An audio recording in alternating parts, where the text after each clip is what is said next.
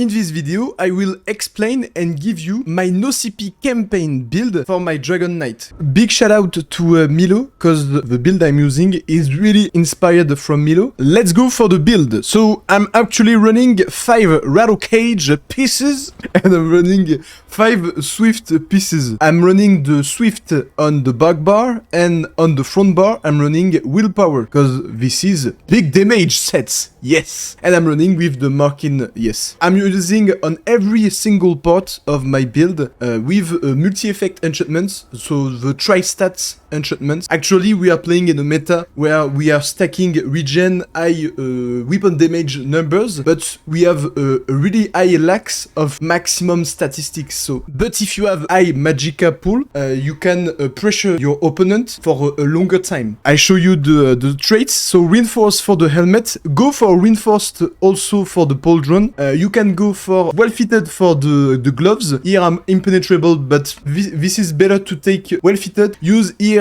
reinforced, and same here reinforced or sturdy. Why sturdy? Because reduce a bit the cost of your blocks is sometimes really good. Sometimes you're gonna use a wall dodge and you have like 10k HP. If you can block a bit more to survive, use a heal and go behind a line of sight. This is really good. Take a sturdy if you want, but if you don't want, go full reinforced on the big pieces. So same here, go impenetrable or reinforced. One impenetrable is really good, but if you want, you can go full reinforced. So for the jewelry, you have to use reduce cost, and honestly, if you're a beginner or if you're a bit experienced, I will highly suggest you to go full reduce cost, because full reduce cost is just way easier to manage your resources. But before to continue, if you really like what you're seeing here, then subs to support me, and you're not gonna miss the next ESO videos for PvP content and maybe new world some days. Yeah. So yeah, let's go for full reduce cost or weapon damage if you're a skilled player. Yeah, oh shit. you go with 2 Swift, because actually Swift is just too strong. If you have Swift and not them, you're gonna have the advantage every time, because you move just faster. So when players are starting to use spell, you are like, and they miss everything because you are just too fast for them. This is why this is really useful, and I'm gonna explain you after why this is so strong. For the willpower ring, I suggest you to go for the infuse instead of robust. This is just a missing part. And for the weapon, you can go near Nord because it increases your weapon damage.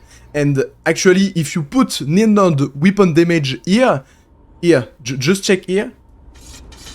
This is less. You always have to use the Neon sword on your right hand. And on the left hand, I have the charge. And shock damage glyphs are really good with a charge because it increases the chance to apply the shock statue effect. And shock statue effect increase for 8% the damage taken from the enemy. So now for the restoration staff, you have to use powered or you can use the defense. But the defense has been nerfed. Before it was like 5k resistance. Now it's only 3.5k. So this is why I prefer powered. And finally for the enchantment, go for the weapon damage. This is really strong when you have your rotation. You just like right click, bam bam bam, right click, skill, right click, skills. For the consumable, you know I'm using Rattle Cage, so I don't need the major buffs for the weapon or the spell damage. So I'm using Tri-Stat Potion, and I have a free slot on my skills. So for the food, I'm using, it's the Jewels of Misrule. And if you have the money,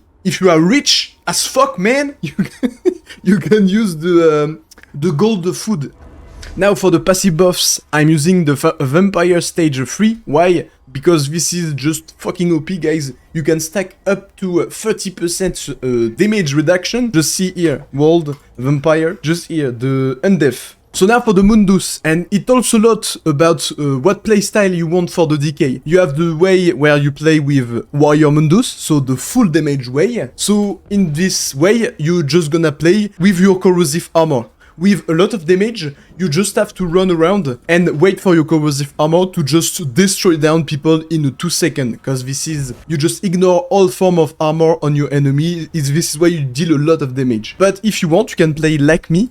I'm playing with Atronax. With Atronax, I have higher regen, obviously, and with all the reduced cost, I have a good sustain, and like that, I can maintain globally a good amount of pressure on all the enemies that are around me. And this is obviously a better build if you play in duo. If you play solo, I think it's a bit better to go for the full damage, because in solo, if you don't have the damage, there are a lot of cases where people have like 40k HP, they have a lot of resistance, and you just never gonna kill them. So this is as you wish, but personally, I prefer the true DK way. This is the Nightblade way. If you're running everywhere waiting for your corrosive, you're playing like a Nightblade. You're waiting for the right moment to destroy people. Okay, for the skills, I have the Flame Lash, the Engulfing Flames, the Flame of Oblivion, the Fossilize, Deep Breath, and the Downbreaker of Smiting. Why I have this spell? It's because it's really good. Obviously, it increases your weapon damage for 3% if you have the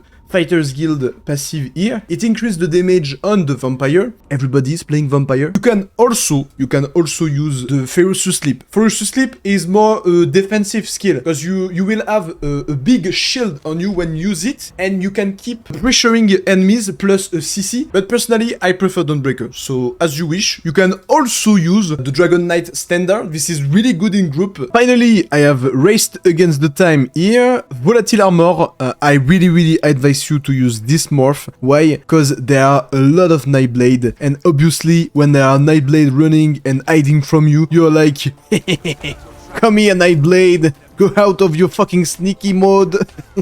The other morph is really good for tankiness, but you will thank me when you're gonna kill like 10 Nightblades in a row, cause you just followed my advice. For the third skill, I used the Dragon Blood. This is obviously the best heal in this entire game, and you have the Resolving Vigor. Like every single gear and build have to use Resolving Vigor. I'm also using a Cinderstorm, and finally my ultimate, Corrosive Armor, the best spell on decays. This ultimate is just ignoring every kind of resistance, physical or spell resistance. Even if you're using a Magicka based spell or a stamina based spell, it's the same. They all ignore the physical or spell resistance. So now you understand why every single decay are just running like, guys, I'm reaching for my corrosive armor. Oh yes, now you dead.